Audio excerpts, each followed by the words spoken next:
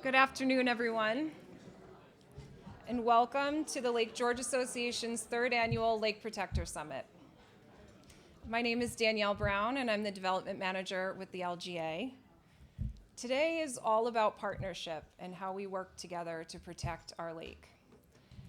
A lake that some of us are lucky enough to have in our own backyards, and a lake whose reputation precedes itself and draws people from around the world.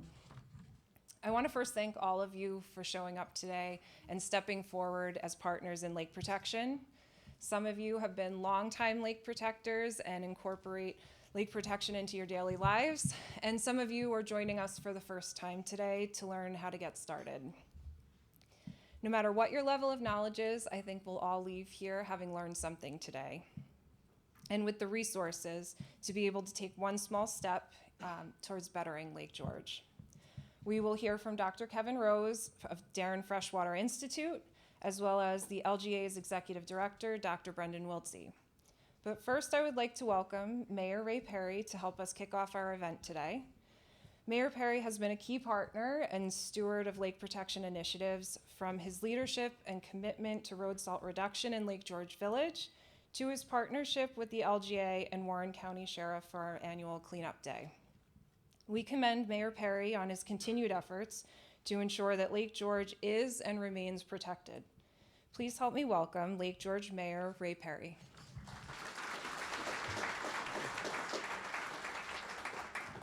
Thank you, Danielle. Thank you. Welcome, everyone. I would like to extend a warm welcome to Brendan Wiltse as his first summit, Lake Protector Summit. Welcome. Your reputation precedes you.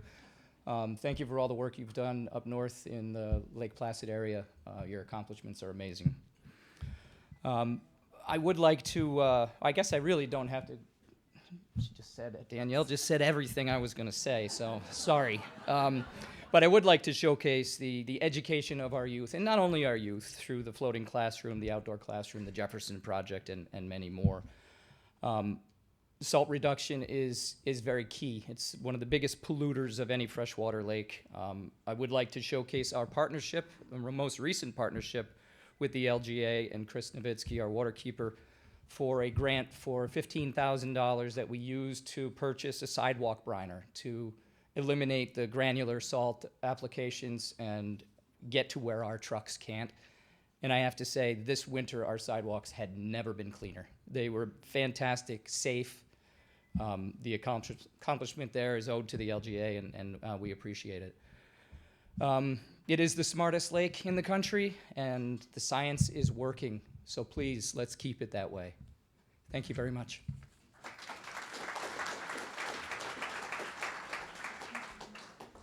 Thank you, Mayor. And thank you again for demonstrating how our towns, villages, and cities can work together with the LGA to strengthen freshwater protection while keeping our communities safe and thriving. And now I'd like to invite LGA Executive Director Dr. Brendan Wiltse up to the podium to introduce our keynote speaker for today.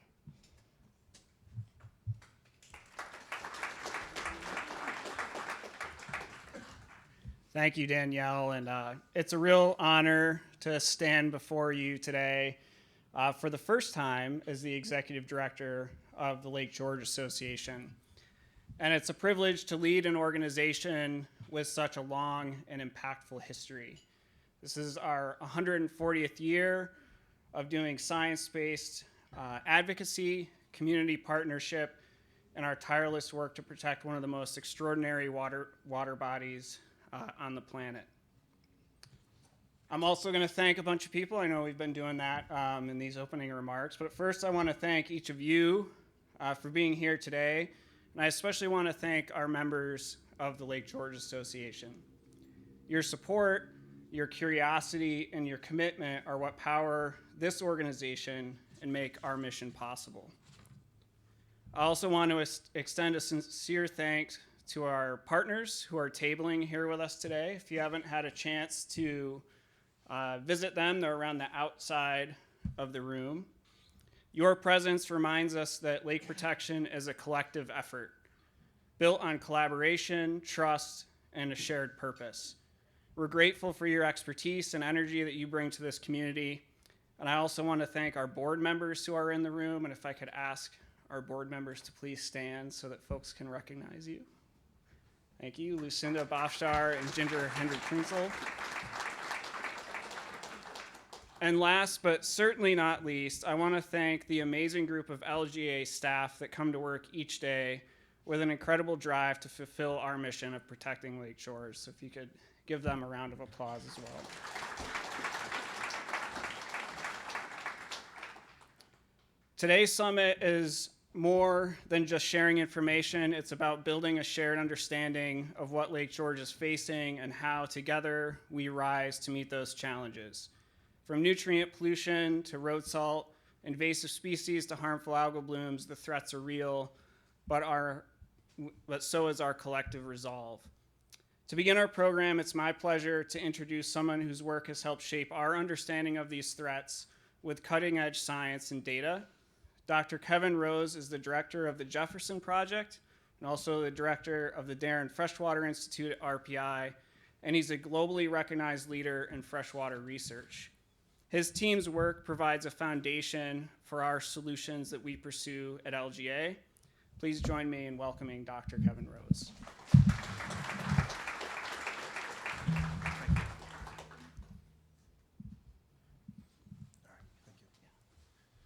All right, thank you, Brendan. Thank you, everyone, for coming out today. As Brendan mentioned, my name is Kevin Rose. I'm the acting director of the Darren Freshwater Institute and a director of the Jefferson Project and a professor at RPI.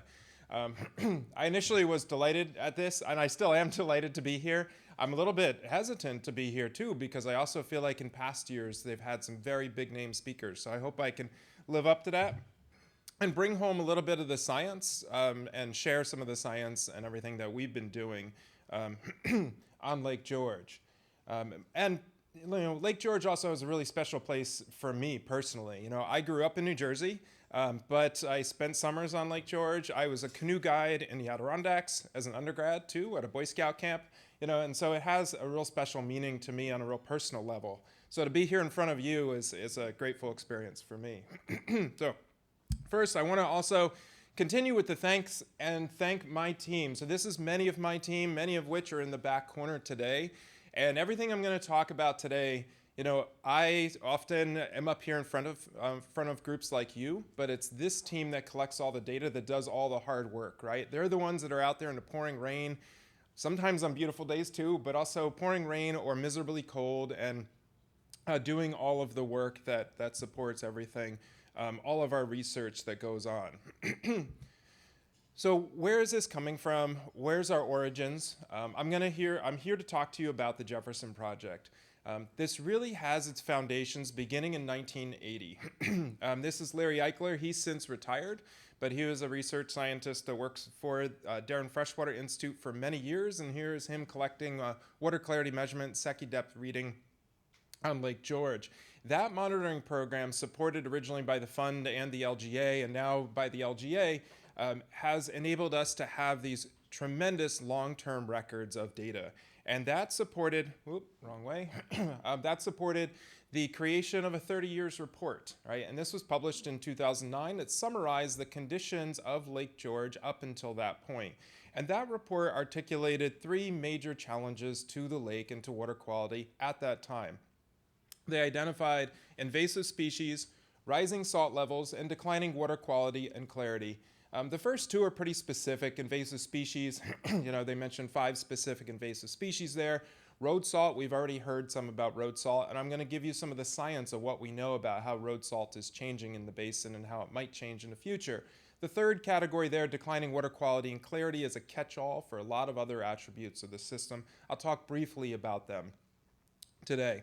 Anyway, with this motivation, with these needs that were articulated, like I said, in 2009, there was the impetus for bringing together IBM, RPI, and the Lake George Association to develop this ecosystem of monitoring, modeling, and experiments. And through this effort, through the combined efforts of all of these partners to understand and advocate for science to solutions approach to the challenges that face Lake George.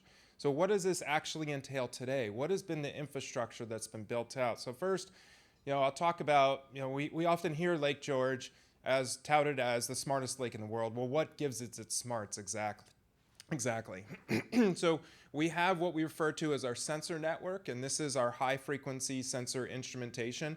Most of these sensors are measuring at 4 hertz, so that's 4 times a second every single day that we're getting a lot of water quality measurements. So that includes these tributary monitoring stations. So we have these on about a dozen. It was 11 last summer because one site got struck by lightning, and that happens occasionally. But these tributary monitoring stations are based around the lake, measuring water quality, flow, the volume, and water quality, the constituents in the water for the biggest streams entering Lake George. A network of weather stations, about 6 weather stations up and down the lake, and then different vertical profilers. And these are called vertical profilers. In this box on top of them is a winch-based system that lowers and raises sensors through the water column all day long, continuously going during the open water season. And through this, we can get depth-specific measurements of things like temperature, oxygen, chlorophyll concentrations, etc. And that's really, together, this network generates over, I think last year was 274 million observations of data. So huge data wrangling challenges. So we have a full-time software engineer just to deal with that data flow and automate our quality control procedures, et cetera. But that's really the brains, and that's the eyes on the lake all the time. Next, with that, we can't do everything with sensors, right? Despite the technologies that are out there, we still have to get out on the lake regularly. And so we've got technicians, and Brian Mattis, I don't think, Brian's not here today, but he's our field team lead, and he operates our offshore and nearshore monitoring programs where we visit sites, many of them where we've been sampling since 1980, to collect the same data in the same locations at the same time of year to understand long-term trends. And we do that for things that we can't measure with sensors, right? Things like phosphorus and nitrogen concentrations. Most of the times there are some sensors that measure some of these attributes, but certainly not all of them. And a lot of that goes back to the lab where we analyze it there and we compile that, and when we publish those data sets, we make them publicly available. All of these high frequency and low frequency sensor measurements, and I call this our low frequency program, our manually sampled program, then feed into our modeling and experiments that we do. And this is really to understand cause and effect and changes that are occurring in the lake. So our models, we have models that we pull in weather data, both forecasted and actual historical weather data, and use that to drive watershed models to look at runoff, for example, salt loading, or also the physics, chemistry, and biology of the lake itself. So understanding the physics, meaning like the circulation, the temperature conditions of the lake, the chemistry, things like oxygen levels in the lake, or nitrogen or phosphorus, and the biology, thinking about things like algal blooms and trying to understand algal blooms. And right here on the right is just a brief small animation you can see. The bottom it doesn't look like is animating, but this is just an example application of some of our models where we can use these models to look at circulation. And we've discovered things like internal waves, right? So the surface, what an internal wave is, the surface of the water might be perfectly smooth, but you have different layers, almost like a salad dressing, right? Where you've got oil and vinegar, different layers sitting on top of one another. And if that's shaken by wind, let's say, you'll see that at the surface, but even when that wind stops, the layers underneath are still sloshing back and forth in that, quote unquote, that salad dressing. And they're separated by temperature, and warmer temperatures or lower density waters, and you can see that sloshing back and forth in the lake, and that has many impacts, and we think that actually contributes to algal blooms in the lake. So there's lots of discoveries that we've made using the models and using experiments. For a lot of years, the focus of the Jefferson Project was on experimentation. And so we've got a mesocosm facility, and this has been led by the former director, Dr. Rick Relier, running experiments to look at the effects of salt and salt alternatives. So manipulating different salt concentrations, exposure to different organisms, or even salt alternatives, et cetera. And with that, now what I've talked about there is sort of, this is the brains, right? This is the high frequency network. This is the low frequency sampling. These are the models and the experimentation. And we say that together makes Lake George the smartest lake in the world. And that's a great tagline. But then I use this to question our own team. of, well, how are we using those brains, right? Because we all know really smart people that don't do anything with their brains, right? And we we want to be doing something with all this capability. So how are we exactly applying it to the most important threats? Well, we'll start with road salt. As the mayor said and Dr. Wiltse said, road salt is a known challenge to the lake, and we've been knowing that for many years. And first, the low frequency data, as I mentioned, we've got this great historic record going back to 1980, and we can see that trend. What you're looking at here is chloride concentrations here through time, 1980 to 2024 is our latest full season worth of data. In that time period, we only missed 1 year of data during the height of COVID. Our university didn't allow field sampling, so that's the only summer we missed. But we can see here the green dots are the middle 50% of all the measurements from that year, and the blue is the range of data. So what you can see pretty clearly is that pretty strong increase from 1980, and it probably, honestly, was probably increasing well before that too. We just don't have the data on it. Through about 2005, 2007, we see this like straight monotonic, clear increase in salt concentrations. Since then, though, it hasn't been nearly as clear. And in fact, we haven't seen an increase in salt concentrations in Lake George in about the last decade. And that's really impressive.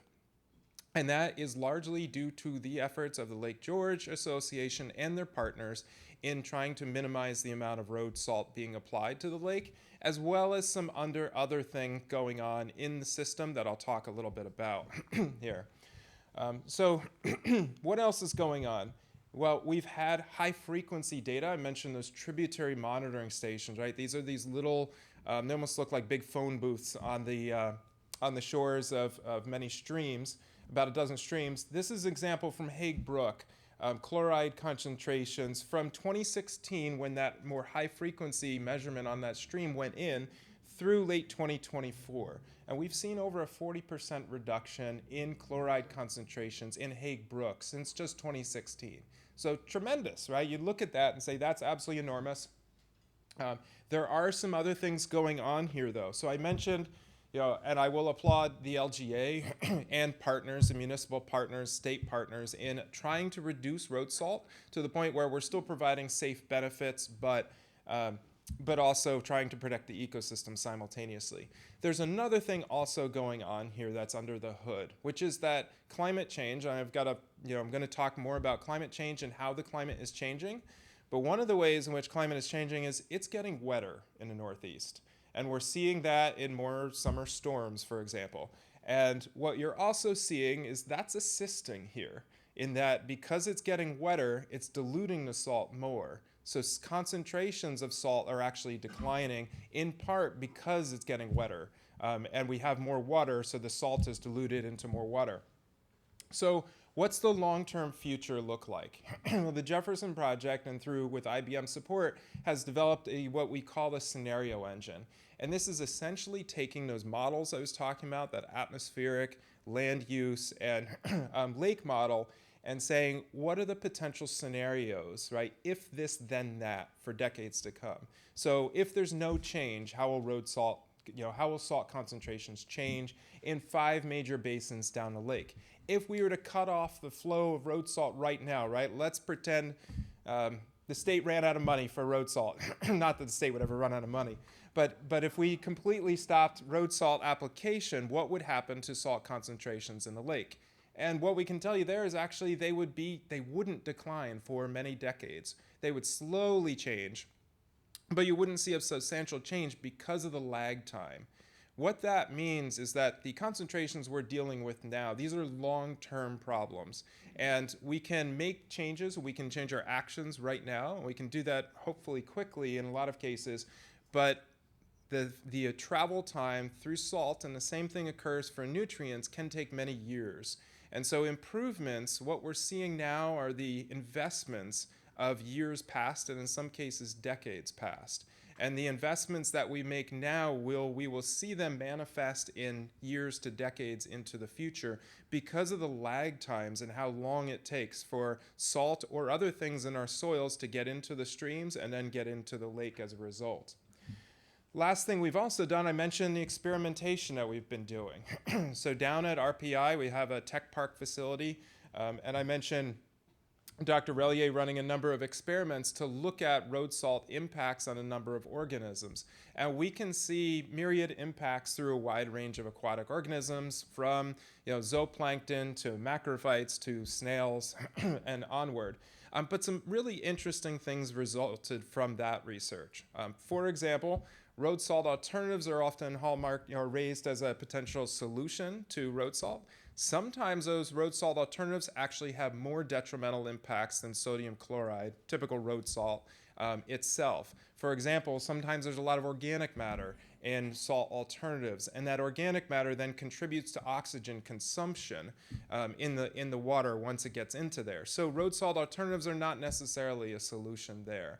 But in general, one of the positive news stories that came out of a lot of that research is that at the concentration that we currently have, many of the organisms do not see detrimental impacts. So Lake George, it has tripled. Salt concentrations have about tripled, but the levels at which we see detrimental impacts on organisms is higher than what Lake George is currently. So that means that right now there's not much biological impact, negative impact of the rising salt, but it does say if it continues to rise, that's when we will potentially see problems. Now again, fortunately, the historic record shows that the efforts of the LGA and others has been successful, and we're seeing a stabilization of road salt. But as I mentioned, there's also this climate impacts, right? Because we're seeing it getting wetter, that's also contributing to that stabilization, and in some cases like Hague Brook here, a decline in salt concentrations. So what happens in the future with climate variability, right? What happens if this summer is a very hot and dry summer? Will salt concentrations go back up? Probably will in the streams. The streams will respond fairly quickly. The lake integrates all of those streams, and it takes a lot longer to respond though. So we see that that'll probably be stable for many more years as a result. All right, so in addition to salt, we have a lot of other data on nitrogen, phosphorus trends, chlorophyll trends, et cetera, and I could have probably made this a 3-hour seminar on all these things, but I chose to just say all of this has been peer-reviewed, and we've researched all of this, and a thorough assessment of all of the Jefferson Project data is done regularly.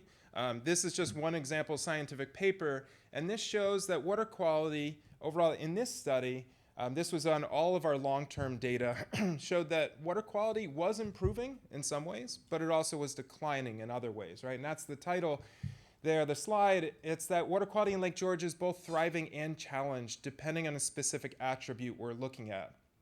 I'll give you an example. Two of the most important nutrients that feed algae are nitrogen and phosphorus. Nitrogen's been declining in Lake George since 1980. Phosphorus, depending on the type of phosphorus, there's different chemical forms of phosphorus. Some forms are stable, some are increasing, right? And so, the water quality there, it's a mixed bag. But all of this together, understanding how the water quality has been changing can inform where our weak points are, right? Where are our best management efficacy efforts? Where should we be directing our efforts in the future?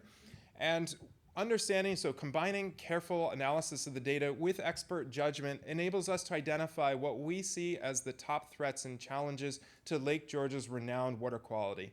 And today we would articulate 5 major challenges to the lake. Road salt continues to be one because it has increased historically. Our evidence indicates that it is stable, but it's very easy for management to go back on, if it continues. For example, it is getting wetter, I just mentioned. If more of that comes as snow and we start applying more road salt, will salt concentrations continue upward? So that's something we don't want to keep, we don't want to take our attention off of. Invasive species continues to be an important contributor to water quality. And what we see in other water bodies where they have some more invasive species, and what we have is often water quality declines concurrent with when we get new invasive species. So trying to mitigate new invasions is a key challenge. And what I'm going to talk about just a couple slides here is harmful algal blooms, nutrient pollution, and climate change as 3 current challenges that we're really trying to study right now and understand the dynamics of these. So first, what does it mean to have a harmful algal bloom? We throw this term around a lot. starting out, so last fall we held a meeting with the Lake George Park Association, the LGA, and ourselves to really say, what do we mean when we say harmful? And I say that's really important because one of the hallmarks of the high water quality of Lake George is we have cyanobacterial blooms on the lake, but we've never actually measured toxins in those. So how do we define harmful if there's no toxin production? And so we came up with this schema where, if a bloom is reported or observed, and then is it a non-filamentous bloom? That's just the type of organism, the type of photosynthetic organism that's in there. Does it look consistent with a harmful algal bloom? By the way, the state DEC will say that's a harmful algal bloom right there just by identifying based on a picture. What we say for the lake is that, well, we need to see high chlorophyll concentrations, so it needs to actually have a lot of biomass, a lot of algal cells to it, and we need to see toxins produced, right? Before we'll say, yes, that is potentially a true harmful algal bloom. And I really appreciate the Lake George Park Association and the LGA in working with us to really understand and develop a clear terminology for what it means to have a harmful algal bloom, because that enables us to do forecasting for specific bloom events and whatnot. The other thing we're doing is really trying to understand what the triggers are for toxin production. So harmful algae, these single-celled cyanobacteria have been around for billions of years, right? They'll be here longer than we are. But we don't really understand, A, even why they produce toxins, and B, what are the triggers for toxin production? Why do some strains produce toxins and why do other ones not? Just to give you a comparison, so I said we don't have toxin-producing strains in Lake George, but Skinny Atlas, one of the Finger Lakes, very similar water quality to Lake George, does have toxin-producing strains. Well, what's the difference there? What's fundamentally going on? And we don't really understand that, and this is also where we're benefiting from doing research both in Lake George, but then also studying other systems. Because if we can study those systems and say what's different about that, then we can say then what potentially would needed to change here in order to create harmful algal blooms or for them to form right now. So this is an active area of research, and I would love to tell you, hey, this is it, this is what the triggers are for toxin production, but we don't know yet. Excuse me. Anyway, I also mentioned forecasting algal blooms, and one of the things we're actively working on is trying to develop a forecasting pipeline so we can predict when and potentially where an algal bloom is likely to occur on Lake George. So what we've discovered in our high frequency sensor data, what you're seeing are what's called this water column stability index. And this shows just the fall time period. So in the fall, the lake is cooling down, right? It's losing a lot of heat. Stability measures, I mentioned that example of a salad dressing before with oil and water. When a water column is really stable, it's like a salad dressing. You've got two different layers in there that aren't mixing.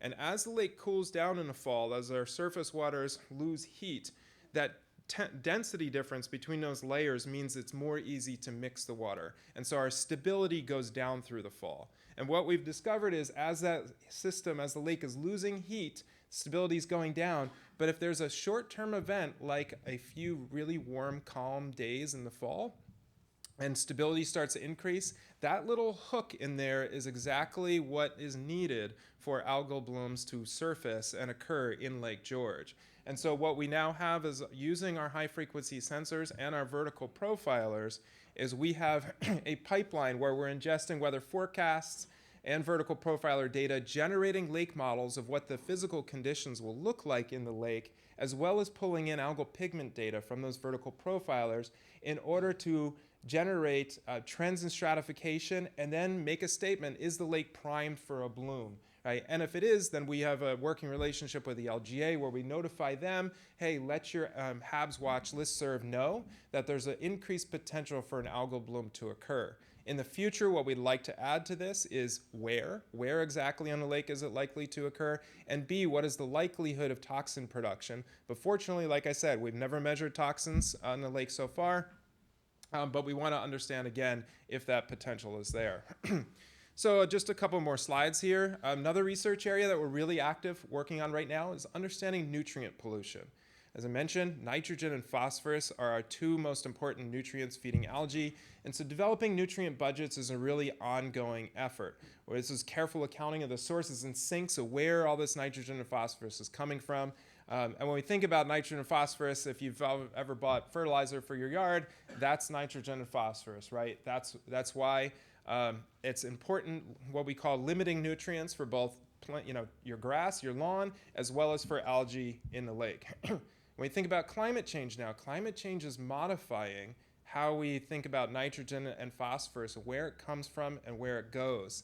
This isn't some abstract concept. Unfortunately, climate change has become very politicized today, but our long-term data show that the lake is changing. Temperatures have gone up about 3 degrees Fahrenheit since 1980. This is surface. What you're seeing here is June, July, August surface water temperatures averaged over about the top 10 feet across all our sampling locations. And we see a clear increase in temperature. What's also interesting, though, is deep water temperatures in the lake are not increasing. That's a whole other research topic, research presentations there alone. But temperatures are increasing. This lengthens our growing season, right? We're getting changes in ice cover, etc. Temperatures increases by themselves are not necessarily a problem, but algae grow faster at warmer temperatures.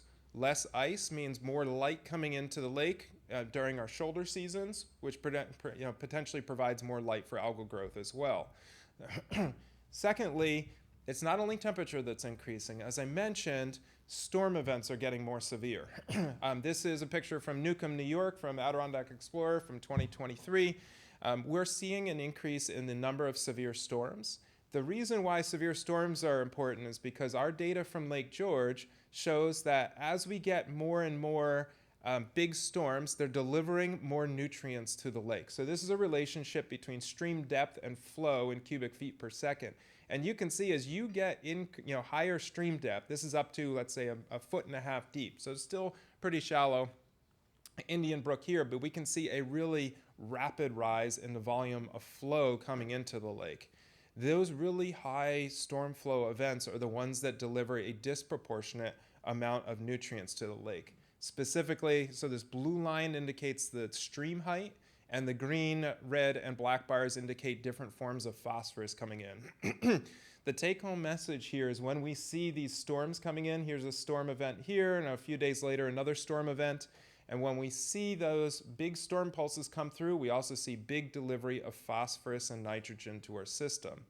This means as we're seeing more storms over time, we're seeing more delivery of these nutrients, and that's something that we can mitigate around by improving the surfaces of the watershed. So trying to protect riparian buffer zones, right? These are our areas around our streams, so we can, so plants that are there take up the nutrients before they enter the streams.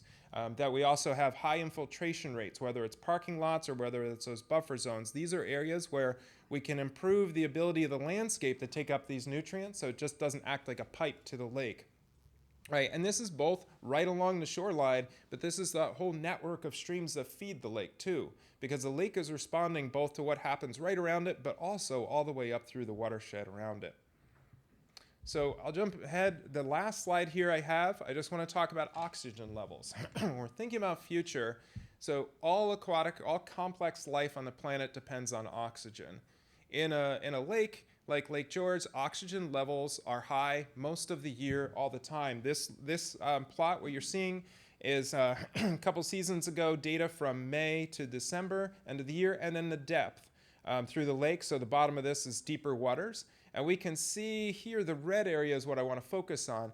In the late fall, in the deeper layers, that's when our oxygen levels are getting low. And what happens there is you've got chemical and biological processes that are consuming all of these all of the oxygen in water and drawing it down.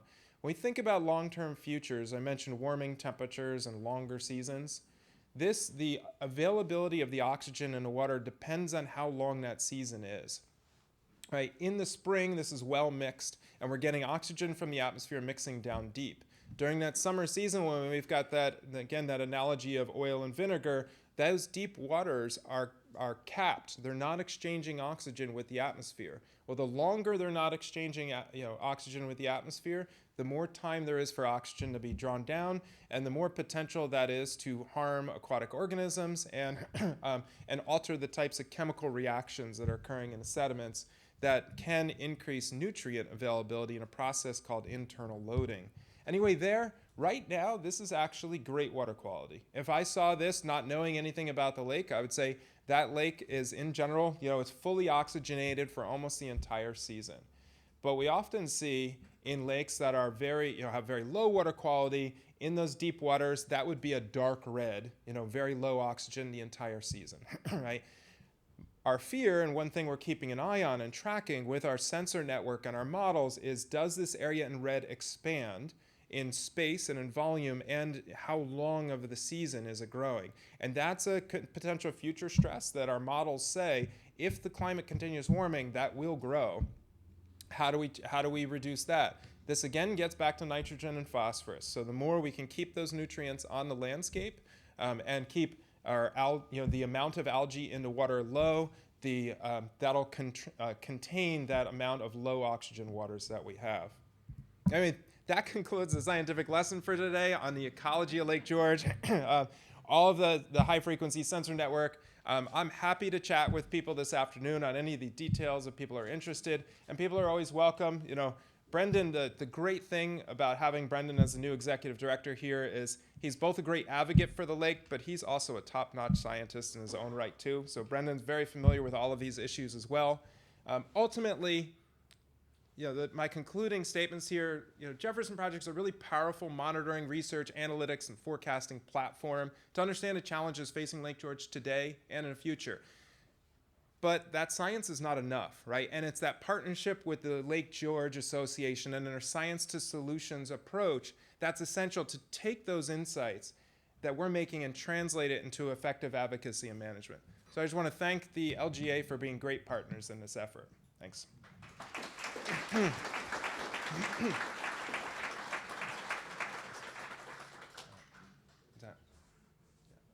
Thank you all. Do we do questions?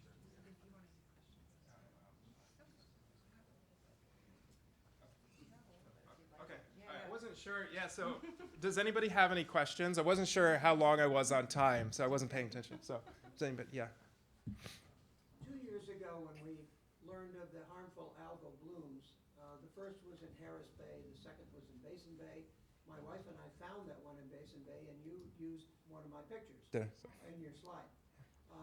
So at that time, I remember coming to the Lake Protector Summit 2 years ago and saying, why don't we have vertical profilers in those two bays? So now we do, and so I wanted to say thank you. I realize there's limitations on the required water depth to do it, but you put it in at least in Basin Bay and in Harris Bay, and so thank you. Another mention that you made was all the work that Brian Mattis does, and Brian started something called the Algae Tile Project. Yep. And so I would like to urge you to please continue that. He has expanded it. He has been able to study the two bays where those algal blooms occurred and list the help of many, many people of our neighbors around the bays. I was told that will not take place this year, and yet that would be abandoning 2 years of solid research that he has done. And so I'd like to ask you to please reconsider. Okay, thank you. Yeah, so so there's an algal tile program that we've done for a number of years, which is we put out these small tiles and we look at the amount of algae that grow on them in different basins. And it has been a bandwidth issue this year, but I'll talk to our team and see what we can do about that. Yeah. Kevin, to follow up on that, what should we refer to, starting in 2020 when they were first documented, we were calling them harmful algal blooms. What should we call them since if they're not toxic, they're not harmful? What's the... Yeah, we just call them algal blooms. Okay. We want to reserve the word harmful for when we actually detect toxins, basically. We want sort of, if you think about it at DEFCON levels, we don't want to jump all the way to DEFCON 4 or whatever. That we just want to say, hey, look, they're just algal blooms right now. If they're, if the chlorophyll is high enough, if it's a real bloom, right? Sometimes people even see like pollen in the water and they think, oh, that's an algal bloom, right? So it might not even be an algal bloom per se. Yeah. Is Lake George the only lake that you're working on, or you work on other lakes too? No, if you want to come to the Adirondack Research Conference, was it Conservate? What's the Adirondack Research Consortium Conference. I'll be talking about a different program tomorrow morning. No, we've got, our main focus is Lake George. I mean, and our field station is based here. Our greatest partnership is based here. But doing work elsewhere provides context to Lake George. And so we're doing, for example, a survey of, over the next few years, in partnership with other universities and not-for-profits, a survey of hundreds of Adirondack water bodies. And then we also work on Chautauqua Lake in western New York. But again, the bulk of our sensor network and our time is invested here. Well, Rob Yeah. Steele and I are here today from Lake Bombazine, and we Oh. might be interested in talking about this. Okay, yeah, we should talk some more after. Yeah. Okay. Yeah. Kevin, I was a little bit taken back at the low levels of oxygen in the late fall Yeah. months running into December with the stratification. And we know that as the water temperature gets colder, more oxygen is dissolved in the water. Yep. And I'm not exactly understand all the internal loading. That's something I'd like to talk with you later or read more about in the future. But does it also have to do with the low oxygen levels where the water, the temperatures are shifting, where the higher temperatures now are sinking and the lower temperatures? Yeah, these are great. These are really good questions. So the questions are really about, as I understand it, really about understanding what's going on here and immediately thereafter. So these are still fairly warm waters for bottom water temperatures, right? They're nowhere near as warm as the surface. And they do typically, that would be higher oxygen, but it's been capped from exchange. There's no atmospheric mixing. You know, that oxygen from the atmosphere can't get down deep until it starts to mix. And you can see that clear as day, like this line. You could draw this a line across there. And what that is that, you know, that water mass that's exchanging oxygen with the atmosphere, it's well oxygenated. It's as the lake cools down, that's mixing deeper and deeper until it finally mixes, boom, all the way down into there. And then we have enough oxygen. That's a great, Yeah, thank you. But there's lots of, you know, in the comment there, what happens when we get very low oxygen is sediments start to release phosphorus. That's the detail that I really didn't hammer home. And so it's called internal loading. And when sediments release phosphorus, then, you know, that can feed algal blooms later that fall or the following spring, right? And so that's something we're concerned about because right now that's a small amount of sediment area and time that the sediments are going, that very low oxygen. But if that increases in the extent or the duration of anoxia or hypoxia, that's when we can get more internal loading, and then you get more algal blooms as a result, and you know then you're on this process toward being a more you know, lower water quality lake. Yeah. thank you. Yeah. Yes, thank you for your presentation today. It was excellent. Thank you. I have a question about the phosphorus. Is it the internal loading going up that's causing the increase in the phosphorus in the lake right now? Yeah, great question. So the question is, you know, phosphorus, some forms of phosphorus are increasing in the lake. So total phosphorus, the total amount of phosphorus, actually doesn't see a long-term trend in a lake. And so that's great, and that's a testament to control of, you know, of runoff, of nutrient enrichment, of, you know, whether it's wastewater, whether it's stormwater, et cetera. Some forms of phosphorus have slow increases. So the most reactive form, orthophosphate, is increasing slowly over time. We haven't finished our nutrient budgets to really say what are the likely sources of that. I personally don't think it's from internal loading because we see that's a very small area of the lake, of the sediment area, that actually goes low oxygen. And in lakes where internal loading is a major factor, I mentioned Chautauqua Lake there, the entire, you know, all the deep waters across the entire basin there go anoxic. You know, it's within a week of it stratifying every season, right? That's not, you don't have that in Lake George. Very high water quality here. Internal loading, if it occurs, is very small in volume. And those increases are likely associated with things, other human sources. Potentially also with more storms, we're just loading more phosphorus into the system that way too. Yeah.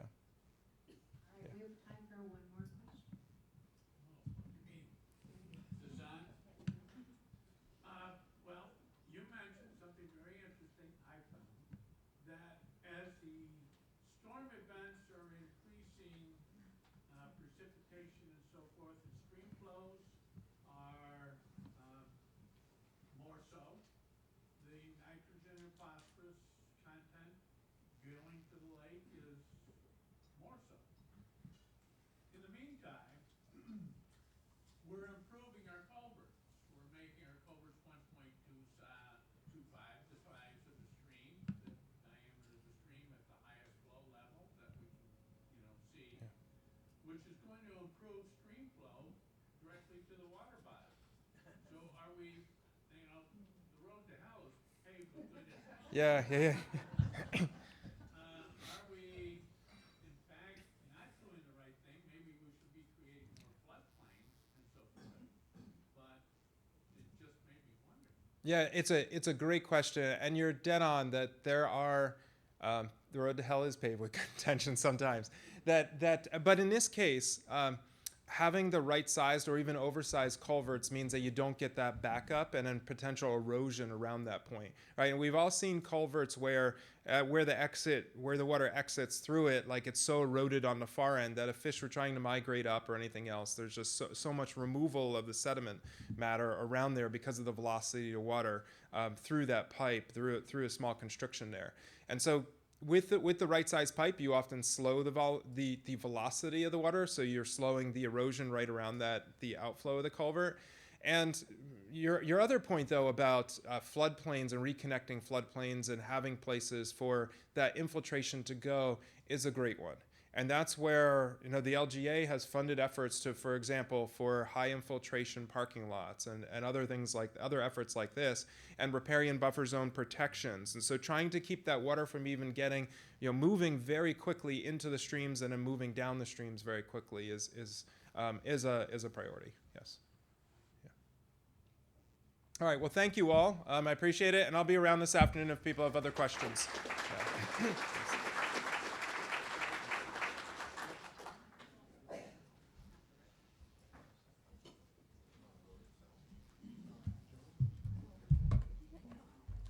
Thank you, Kevin.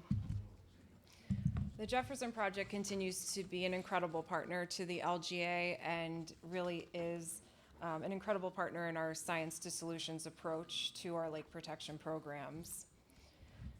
Now that we've learned a little bit about the science, we would like to welcome our next speaker to share more about the solution side of our work. Nearly 20 years ago, Dr. Brendan Wiltse began his journey as a freshwater scientist right here on Lake George during his studies at Paul Smith College. He went on to earn his PhD from Queen's University in Kingston, Ontario, Canada, studying the history of lakes and how their ecosystems have changed over time. Dr. Wiltse has served as an educator, a chief scientist, and most recently, executive director of the Adirondack Watershed Institute. So when it came time to choose a new leader for the LGA, the decision was as clear as the water we protect. Dr. Wiltse's passion and dedication to freshwater protection shines through in his science-driven approach to mitigating threats to lake health and in his leadership and advocacy work, uniting the community in the shared goal of protecting Lake George. Under his leadership, we are creating a model for freshwater protection that can be replicated around the world. So with that said, I'm delighted for you to meet Dr. Brendan Wiltse, Executive Director of the Lake George Association.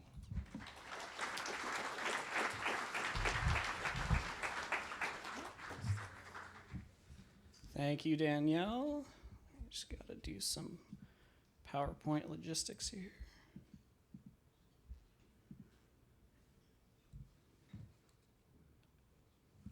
Great.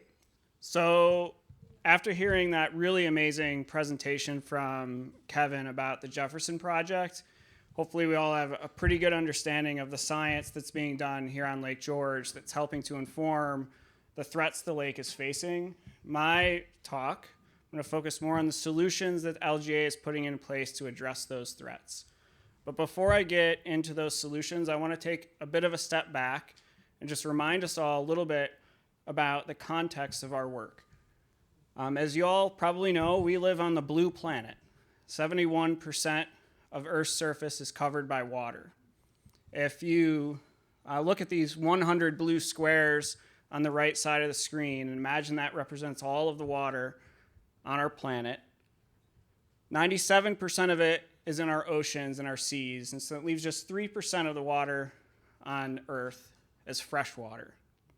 But even of that 3%, most of it is in the form of glaciers and deep groundwater reserves, which means that we're left with just 0.5% of the water that's on our planet that's available to support freshwater ecosystems and human use.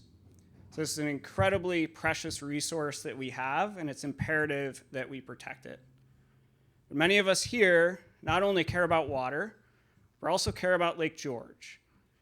And if you look at the last percent of water on our planet, just 0.03% occurs in lakes, making lakes themselves also very precious resources that are worth protecting. Now, I did do the math to figure out how much of the planet's water is in Lake George. And just suffice it to say that that little thin blue line represents how much of the water on the planet is in lakes, and that last box, that last 1%, you wouldn't even be able to see. It would be like less than 1 pixel on the screen. So I'm not gonna put up the number of zeros that we'd have to stick in front of that percentage. My point is that Lake George and all of our lakes are incredibly special resources that are worth our protection. We also need to acknowledge that there's larger issues challenging our freshwater ecosystems around the planet. I would argue that we are in the midst of a global freshwater crisis. There are millions, perhaps even over 1 billion people around this planet that lack access to clean drinking water. Our lakes, rivers, and wetlands around the planet are facing what at times feel like almost innumerable threats from pollution, runoff, invasive species, and climate change, and you heard about how some of those are even affecting Lake George. The picture in the background here is of the western basin of Lake Erie. Maybe at first glance, this looks like a beautiful image taken from space, but it's depicting a large, extensive, harmful algal bloom across the western basin of Lake Erie. A few years ago, I watched a documentary about Lake Erie and recall a quote from a fisherman that has to transit through these blooms on a regular basis to reach his fishing grounds, and relaying that he can feel the irritation in his lungs from just having to boat across the surface of the lake to get where he's fishing because of the aerosolization of those toxins that Kevin was talking to us about. But what excites me most about Lake George is that I believe Lake George can serve as a beacon of hope among this broader crisis that we're facing on the planet. When we look down on Lake George, we don't see a picture like that of Lake Erie. And I think it's actually quite incredible that Lake George has the exceptional water quality that it does. And Kevin talked about aspects of the lake that are actually improving despite the challenges the lake faces. New York State classifies Lake George as Class AA special, which I don't know that everyone even knows what that means, but it means it's really special. It's the highest quality water that we have in New York State is found in Lake George.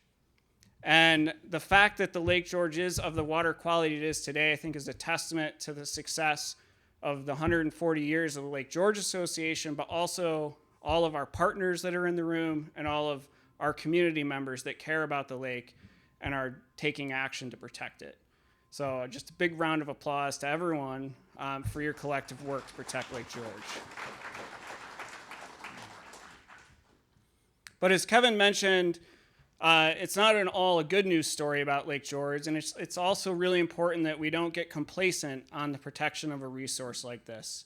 As Kevin mentioned, there are 5 threats, sort of main threats that are threatening Lake George: invasive species, road salt, nutrient pollution, harmful algal blooms, and climate change. And at Lake George Association, we have this model of lake protection that you heard Kevin talk about, science to solutions. We heard a little bit about that in the prior presentation. The Jefferson Project is the foundation of the scientific understanding that we have of Lake George, and we're really grateful to have the partnership with Kevin and his team and the Darren Freshwater Institute for their work that they're doing on the lake.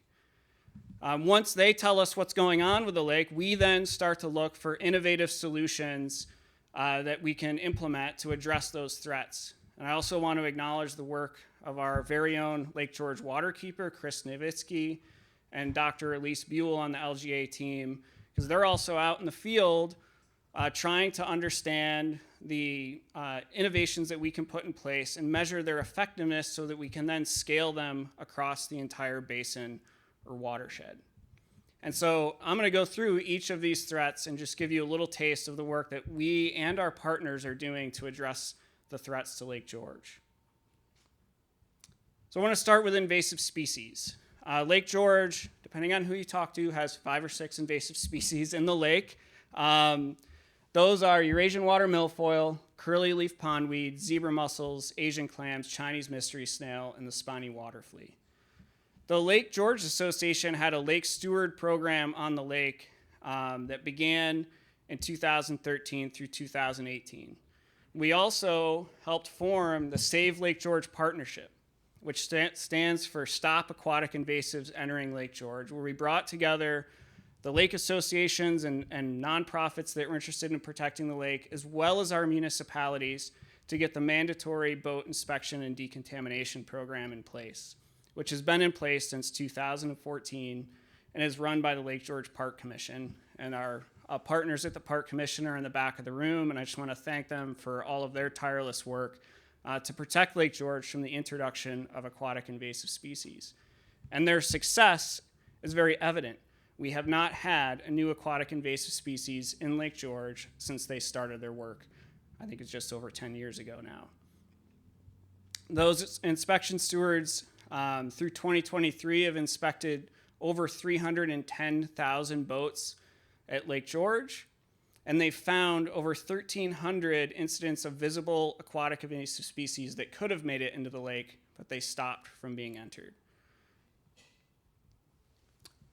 We heard a bit about road salt from Kevin. There's multiple sources of salt that are being applied within the watershed. The New York State DOT, just be very clear, is the biggest applicator of salt in terms of the amount of salt that they put on their roadways, several times what our local municipalities do. Our local municipalities have roads that they're maintaining with some amount of salt, and we have our businesses and residents. On the state level, we've been involved with advocacy efforts that were really informed by the work that we did on the municipal level, which I'll talk about in just a moment, to advocate for New York State DOT to change its practices. Chris Nowitzki, our Lake George waterkeeper, was appointed by Governor Kathy Hochul to serve on the Adirondack Road Salt Reduction Task Force, which put out its report on its assessment and recommendations in 2023. And I also want to acknowledge Phil Sexton from WIT Advisors, who's in the back of the room, who's a partner and a consultant of ours that also served on the task force. Right now, we have all these recommendations that were made. Some of those are being put in place, but we don't feel enough of them are actually making it on the ground to protect our waters. And so we're working again with our nonprofit partners, advocating in Albany for a New York State Road Salt Reduction Council and Citizen Advisory Committee. This legislation passed the Senate last year, and we're focused on getting it passed in the Assembly this year. And if anyone is so inclined to scan a QR code on the presentation, if you can with your phone, that QR code will bring you to a page on our website where you can send a letter to the New York State Assembly supporting the passage of this legislation. If you can't scan the QR code now or don't want to on the screen, you can go to our website, and right across the top of the website, there's a link where you can learn more about that legislation and send a letter in support of its passage. We've worked extensively with our local municipalities on salt reduction as well. Again, this is really in partnership with Phil Sexton from WIT Advisors. His company stands for Whatever It Takes. And Phil has a certification program called Sustainable Winter Management, or SWIM. And the town of Lake George was the first municipality to achieve SWIM certification, which means that they've implemented sort of all of the best practices for salt reduction. Soon after, the town of Hague and Warren County were SWIM certified, and most recently Washington County. And I know that Phil is working closely with the village of Lake George on achieving SWIM certification as well. And the practices that were implemented at the municipal level here in Lake George really are the model for salt reduction across the state. They really informed much of the recommendations that were in that task force report. And they've shown that we can not only reduce the amount of salt being applied to our roads, but we can keep our roads safe. And as Kevin showed in his presentation, we can also protect the lake. And then there's businesses and residents, right? Hotels, stores, our driveways, our sidewalks, we all have a part to play in salt reduction. So we're also working with Phil to work with our local business community on their salt reduction efforts. We've worked with the Fort William Henry, Holiday Inn, Adirondack Brewery on reducing the salt application on their properties. And in 2023, we issued a grant to the town of Lake George to buy a brine maker, which basically makes liquid salt, which is a more efficient way to apply it to our roads. And not only was that going to help the town, the town launched a brine cooperative that allows businesses and residents within the town to have access to the brine that they're making so they can use it on their properties to reduce their salt use. That launched in the beginning of last winter, and we're hoping to see that model scale across the watershed. We heard Kevin talk about nutrient pollution, so nitrogen and phosphorus that's making its way from the watershed into the lake. There's 3 primary sources of nutrients that are going to make it to Lake George: wastewater treatment plants, septic systems, and stormwater runoff. Again, I want to give a shout out and recognition to Chris Nowitzki for his work for over a decade done in partnership with the Village of Lake George to do research and advocacy to address their wastewater treatment plant. And in 2022, the village had a new wastewater treatment plant installed, and our follow-up research has shown that that's been effective at reducing nutrient loading to Lake George. And the Lake George Association, yes, absolutely, round of applause for that. And we continue to monitor the Westbrook, which is adjacent to the wastewater treatment plant, and continue to work with the village on further improvements at the plant that they want to see and that we think are necessary. We've also worked in partnership with the town of Bolton on wastewater issues there. This is, I think, just a really cool project. In 2018, the town of Bolton installed a wood chip bioreactor, which is a seemingly very simple thing. It's a pile of wood chips wrapped in a membrane to keep the oxygen out of the pile, anoxic or low oxygen environment. And then the affluent from the treatment plant is basically moved through that pile of wood chips, and it helps remove nutrients before it is then discharged to sand beds, which is where it would traditionally go right away. And we showed that this reduced nutrient loading to Stewart Brook, which is near the wastewater treatment plant. And as far as we're aware, this is the first application of this type of technology in association with a municipal wastewater treatment plant in the country. This year, the town of Bolton is going out to bid to put 2 more wood chip bioreactors at their wastewater treatment plant. And the Lake George Association is standing ready to issue them a $50,000 grant to support the installation of those bioreactors. On the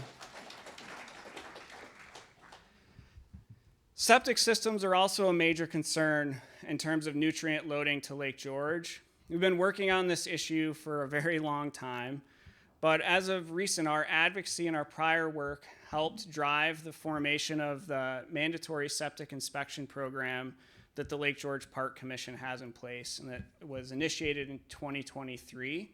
And again, I just want to give credit to the Park Commission for their management and implementation of this program.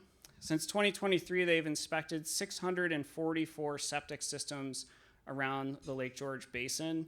I look at the numbers and I honestly have a hard time figuring out how they go to all of these systems and do their inspections each year. It's a little over 300 systems that are being inspected each year. The concerning side of this, though, is that more than 50% of the systems do not fully pass that inspection. they're either substandard, in need of repair, or 23% are actually failing, meaning that septage is basically going where it shouldn't be and is making out into the environment and could potentially make it to Lake George.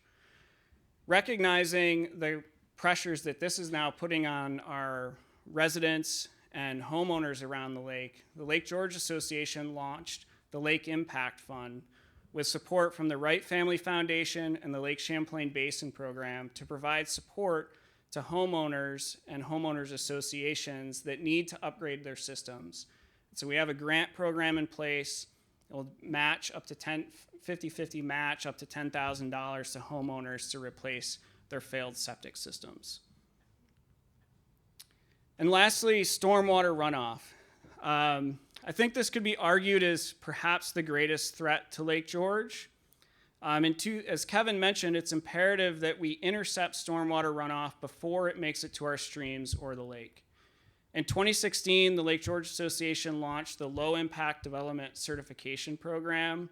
So it was really the brainchild, again, of Chris Nowitzki, our Lake George waterkeeper, and the work that he does on a nearly daily basis to inform improvements to development practices within the basin. The goal of low impact development is to reduce runoff and to catch every drop of water from our built landscape before it reaches a stream or the lake, curbing stormwater pollution by allowing nature to perform its vital role. So LID certification is really focused on redevelopment or new development projects that are occurring within the basin. But if you have an existing property and you want to get your property LID certified, there is a certified green landscape level within the LID certification program that will acknowledge those that are basically implementing all of the best practices for stormwater reduction.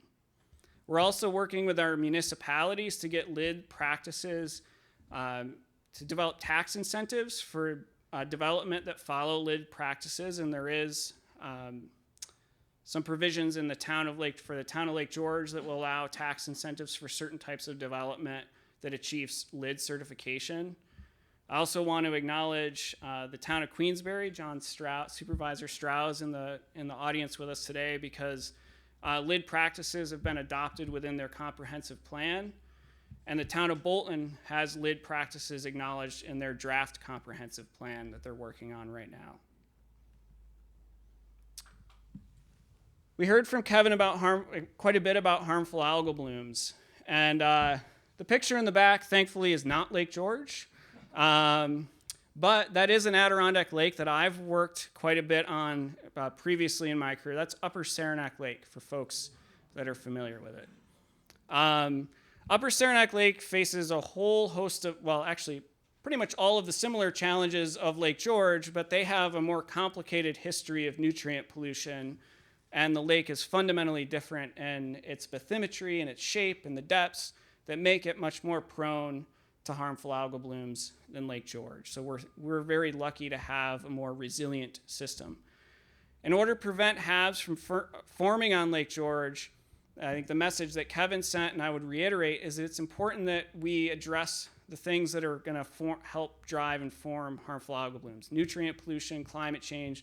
We really need to focus on building the resilience of the Lake George ecosystems so that we don't have HABs form on Lake George. Kevin mentioned the modeling and forecasting that they're doing, and he mentioned a little bit about the HAB Watch program that Lake George Association has. So when his team is running all these models and forecasts and telling us when the lake's primed for a bloom, it really helps for them to know whether or not a bloom actually happened when they thought it might happen. Well, in order for us to confirm whether or not the models are performing the way that we hope they are, we need to have many eyes on the lake that can go out and look at the lake to say whether we see a bloom or not. So if you want to participate in the HAB Watch program, you can sign up on our website. Again, there's a QR code on the screen. And then when the Jefferson Project team indicates that it's likely for HABs to form, you'll get a notification to go out and look for a harmful algal bloom and report it back to us. And if there is an algal bloom, we will go out and sample it, and Kevin and his team will confirm whether it is in fact a harmful algal bloom or not. And in terms of the solutions on HABs, This is sort of a wait and see at this point. We're in the early phase of that science to solutions approach. We're still understanding this problem and challenge on Lake George in order for us to really then figure out what are the innovative solutions that we need to invest in to make Lake George more resilient to harmful algal blooms. And then the last threat that I'm going to talk about is climate change. Kevin touched on this. I refer to climate change as like the threat multiplier. It makes pretty much all of the other things that Lake George is facing worse. A warmer lake and a longer growing season makes it more conducive to having invasive species being introduced or take hold within the lake. Changing winter conditions make reducing road salt more challenging. As Kevin mentioned, the large storm events mobilize more nutrients to the lake, and increased nutrients and water temperatures are the things that are going to lead to increased harmful algal blooms. This is, there was some discussion actually about our infrastructure. This is a picture that Chris took in the town of Bolton in 2005 of a road that was impacted by a large storm event.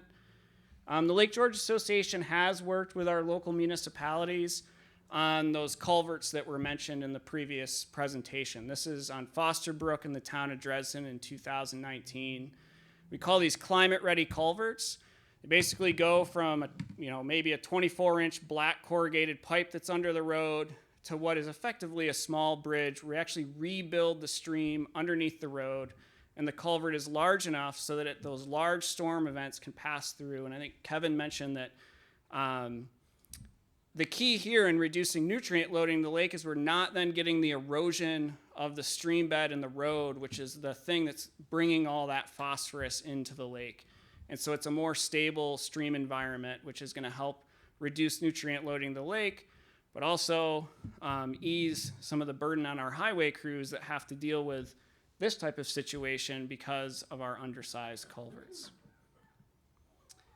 And lastly, I just want to talk a little bit about our Education for Action program. So you're participating here today. Hopefully, folks are learning something with your time spent here with us, which is really key that all of us understand the threats that are facing Lake George and how we address them. And one of the key components of us doing this really on a daily basis is our floating classroom program. So if you haven't had a chance to experience the floating classroom, it's literally a boat on the lake, or you can go out and learn from the lake, which I think is the most powerful way to learn about Lake George and the threats that it's facing. Last year, the floating classroom, we educated over 2,100 participants. Just over 1,400 of those were school-age children, K through 12 students that come out this time of year. Lindsay, who's in the back, our education manager, and her team are out there with students on almost a daily basis. And then over 700 adults. And there are programs that are open to the public. So you can go on our website, you can sign up to go out on the floating classroom and learn about Lake George. And then the very last thing I want to mention is our Lake Impact Fund. So we've heard throughout the day so far the investments that Lake George Association is making with our partners to address the threats to the lake. Our Lake Impact Fund represents the totality of grant and partner support that the Lake George Association provides. And in this year alone, we are planning to give out over $600,000 of support to our partners to protect Lake George. And this is everything from lake stewardship groups, like the Cleverdale Lake Stewardship Group, to homeowners associations, individual property owners and businesses, supporting the Lake George Hemlock Coalition, helping to fund the work of the Lake George Park Commission to prevent invasive species from entering Lake George, and then do the hand harvesting after of the milfoil that is in Lake George, support to the town of Bolton, Dresden, Hague, and Lake George, and then also to Warren County Soil and Water Conservation District. They're also here with us today on their erosion control program. So we are committed to working in partnership for the protection of Lake George. It's fundamental to the model of our work and how we believe we achieve the success of lasting lake protection. I said it was the last thing. It's not the last thing. This is the last thing. So how can you help? I wanted to leave you today with a couple of very simple things that you can do to help protect Lake George. The first is, if you're not already a member of the Lake George Association, I hope you'll consider joining us. Our member donations and gifts really fuel all of the work that you've heard about today. The second is we've invited our partners here today to serve as a resource to all of you. They are experts in their fields, and they're really top-notch groups, and I hope that you'll spend some time as we sort of mingle after the presentations to talk to them about their work and the ways that maybe they can help you, whether it's on your property, your business, or questions that you have. You can also volunteer with the Lake George Association. We have a bunch of different volunteer opportunities from Lake Cleanup Day. I think Jeremy Farrell is in the audience. These are his kids. The title of the photo when I got this was Jeremy's Kids, and I asked everyone, who's Jeremy's kids? But you can sign up for Lake Cleanup Day, Hab Watch, many other citizen or community science programs that the Lake George Association has. And then the last one, I just want to reiterate that our Lake Impact Fund is set up to support property owners that have failed septic systems. And if that applies to you, please consider applying for a Lake Impact Fund grant to support your septic replacement. And with that, I will take any questions that folks have.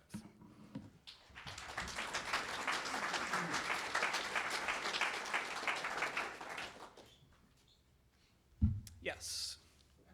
Last year there was a herbicide that was applied to Lake George. I know there wasn't any comment about that. So was there any additional thoughts from the LGA about that for this year? Yeah, the question was about the Percelicore application that was done last year by the Lake George Park Commission. What I'll tell you is that we're committed to working in partnership with the Lake George Park Commission moving forward. There was obviously, we had different perspectives on that leading up to the application. And so we've been meeting, myself in particular, with Dave Wick, the Executive Director of the Lake George Park Commission, to talk about the monitoring that has occurred last year and that will continue to occur this year to understand and assess the efficacy of those treatments. And so I guess stay tuned on what the conclusions of those are moving forward. But we believe it's fundamental that the Lake George Association and the Lake George Park Commission work together on the management of invasive species in the lake, as we have for a very long time. Yes. So the Percelicore application was for the mitigation of invasive species, is that correct? Yeah, it was applied to manage Eurasian water milfoil. Okay. What procedure is done now for harmful algae blooms? What is done to mitigate that? That's a great question. So, according to the definition of the Jefferson Project, there hasn't been a harmful algal bloom on Lake George. There have been algal blooms and small, limited extensive concentrations of cyanobacteria that could conceptually produce a harmful algal bloom, but we've never detected toxins associated with those blooms. So at this phase, our focus really is supporting the Jefferson Project's work to understand what the drivers of blooms are and our ability to predict when and where they may occur, so that in the future, if they increase in frequency or severity on Lake George, that we're ready to address them. Okay, and have you established a baseline as to what constitutes a harmful algae bloom? Yeah, so again, I would somewhat defer back to Kevin on this, but it needs to be a concentration of cyanobacteria that has high chlorophyll concentrations and the presence of toxins are detected in that sample.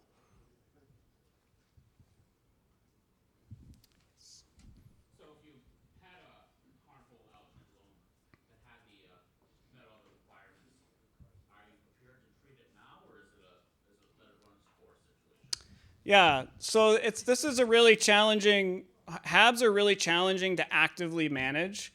There are a variety of treatment techniques that are out there that we could consider deploying. We haven't even gotten to that point of really figuring out what we would do.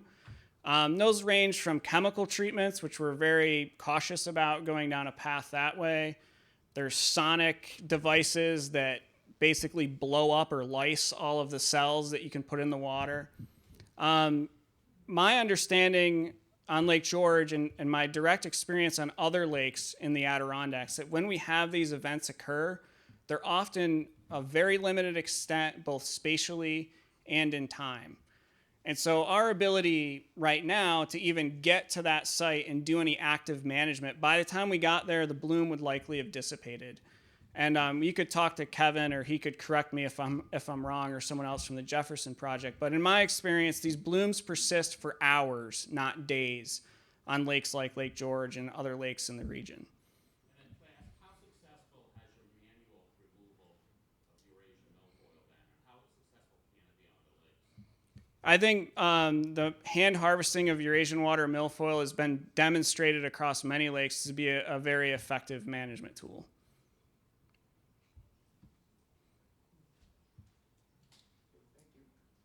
All right. Thanks, everyone.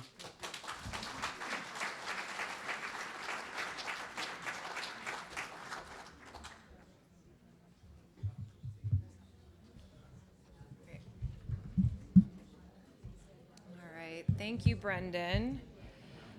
So we've learned a lot today about the science behind what we do and how it drives our solutions to tackle threats like stormwater runoff, invasive species, and climate change.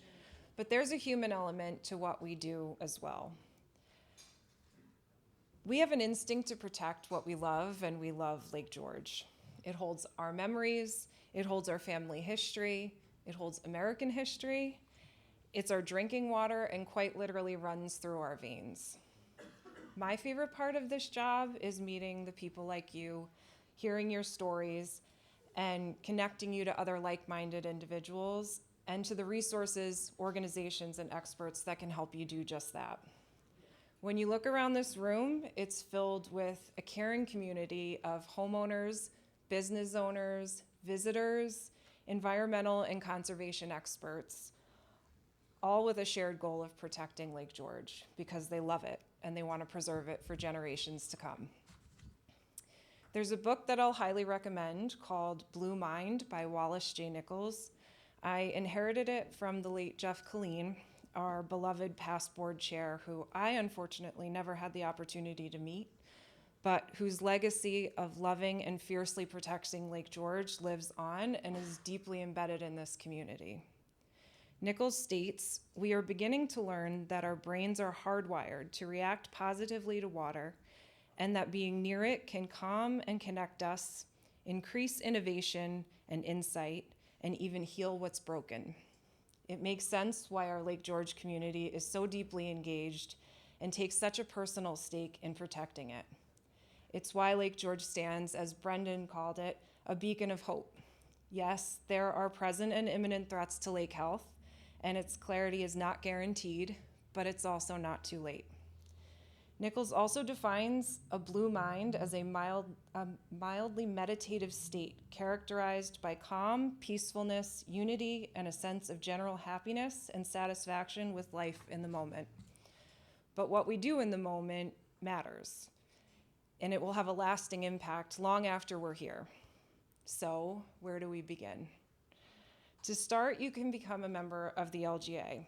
Your membership is crucial to sustaining our programs, and it ensures that we don't lose momentum on all of the work and the progress we've made. Membership dollars support scientific research partnerships like the Jefferson Project, and it funds projects with direct impact on water quality, like Lake George Village Wastewater Treatment Plant and the Brining Co-op, reducing road salt use in Lake George.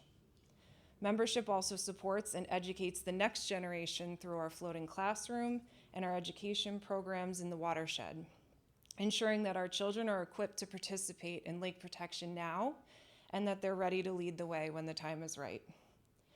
You'll see there's a QR code on the screens behind me. There's also a QR code on your tables, as well as some membership appeals.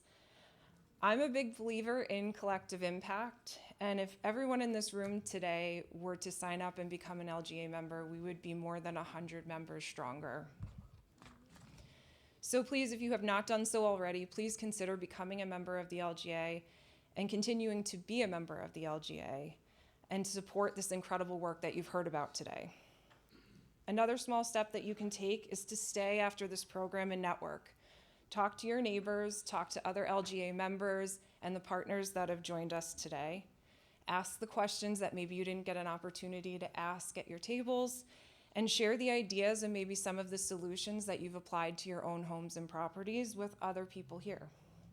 And finally, I just want to thank our partners, the Jefferson Project, Adirondack Center for Loon Conservation, Warren County, as well as Washington County Soil and Water Conservation, the Lake George Park Commission, APIP, and WIT advisors for joining us today and for your continued support in protecting Lake George together.